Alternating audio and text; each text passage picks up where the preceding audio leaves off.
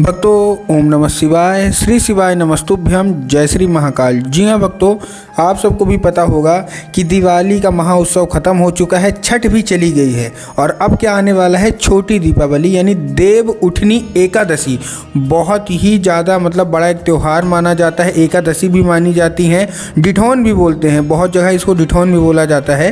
तो बहुत ज़्यादा कन्फ्यूज़न है कि क्या ये 11 नवंबर को है, क्या ये 12 नवंबर को है, व्रत कब करें, शुभ मुहूर्त कब है, पूजा का पारण कब करें, 11 कब है। बहुत सारे लोगों के मन में ये सवाल है। तो आज पूरा का पूरा आपको सवाल का जो भी जवाब है ना, मैं आपको आज की इस वीडियो के माध्यम से देने वाला हूँ। तो एक एक चीज़ ध्यान से सुन के, एक एक चीज़ ध्यान से करके आपको करना है। सारी की सारी चीज़ें मैं आपको बताने वाला हूँ, तो बस एक एक चीज़ ध्यान से सुन के अच्छे से करिएगा, ताकि आपको देव उठनी एकादशी का हर वो चीज़ आपको पता हो जाए जो आप करना चाहते हैं, और देव उठनी एकादशी का व्रत जो है वो बहुत ही ज़्यादा सफल हो। देखिए, सबसे पहली बात तो जो डेट का है, ठीक, तारीख आखिर दिनांक कौन सा है, तो दिनांक कंफर्म हो चुका है। दिनांक है 11 नवंबर को ही है, ठीक ना। 11 नवंबर को ही देव उठनी एकादशी मनाई जाएगी, पूरे भारत में मनाई जाएगी। तो आप लोग भी क्या करेंगे, 11 नवंबर को देव उठनी एकादशी का जो व्रत है वो आपको करना है। व्रत कब करना है मैंने आपको बता दिया, 11 नवंबर को ही करना है व्रत। अब हम बात करते हैं लगने कब से वाली है। तो ये लगने वाली है 11 नवंबर को सुबह 5:36 से लेके 12 नवंबर को सुबह 3:24 तक लेके 5:36 से 3:24 तक लगने वाली है। मतलब जैसे ही 11 नवंबर लगेगा तो सुबह 5:26 से लेके 34 से आपको अगले दिन मतलब 12 तारीख को सुबह 3:24 तक ये होने वाला है। ठीक, कौन सा, देव उठनी एकादशी का जो दिन है वो माना जाएगा। अब पूजन कब करना है, पूजन आपको 11 तारीख को ही करना है। पारण कब करना है, पारण आपको, अब देखिए यहाँ एक चीज़ का है भाई, अगले दिन से तो क्या हो जाएगा, कब तक लगने वाली है, 3:24 तक। तो आपको 12 नवंबर को 3:24 के बाद, मतलब रात की, मतलब समझ लीजिए सुबह की, उसके बाद आप कर सकते हैं, ठीक ना। मतलब सुबह जैसे होगी 3:24 होगा, उसके बाद आप अपना जो पारण है वो अच्छे तरीके से बिल्कुल कर सकते हैं। पूज गुरुदेव कहते हैं कि अगर आपने ऐसा किया तो सारी इच्छा, सारी मनोकामना भी पूरी होगी। अभी मैं आपको उपाय भी बताऊंगा, बहुत सारे उपाय आपके लिए लेके आया हूँ। बेलपत्र का उपाय लाया हूँ, समी पत्र का भी उपाय लाया हूँ। तो एक एक चीज़ उसको भी ध्यान से सुनिएगा।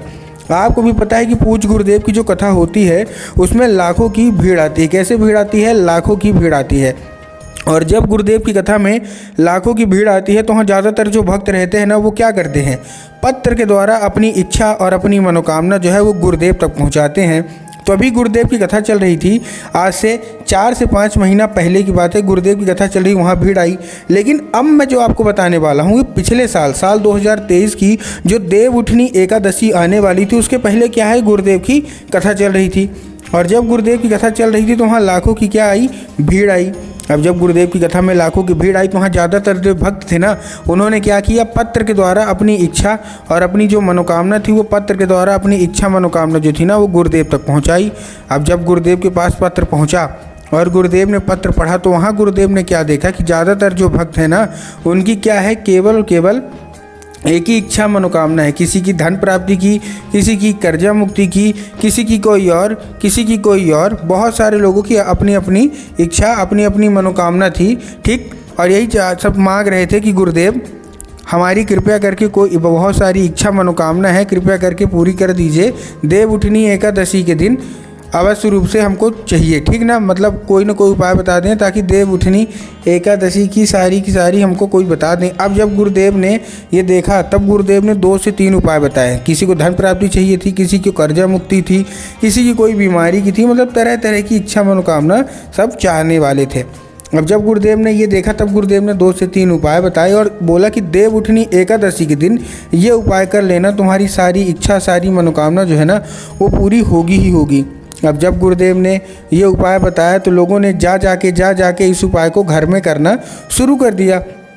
अब जैसे ही लोगों ने जा जाके इस उपाय को देव उठनी एकादशी के दिन उपाय करना शुरू कर दिया, वही लोग, उनको फल मिलने लगा।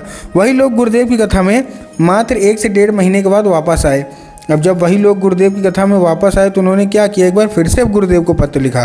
लेकिन ये वाला जो पत्र था ना, ये गुरुदेव को धन्यवाद के रूप में पत्र था कि गुरुदेव धन्य हो आपका, आपके द्वारा बताया गया उपाय हमने कर लिया है। सारी इच्छा हमारी, सारी मनोकामना जो है ना वो पूरी हो गई है और ये केवल आपको द्वारा बताए गए उपाय के कारण ही हुआ है। आपका कोटि कोटि धन्यवाद।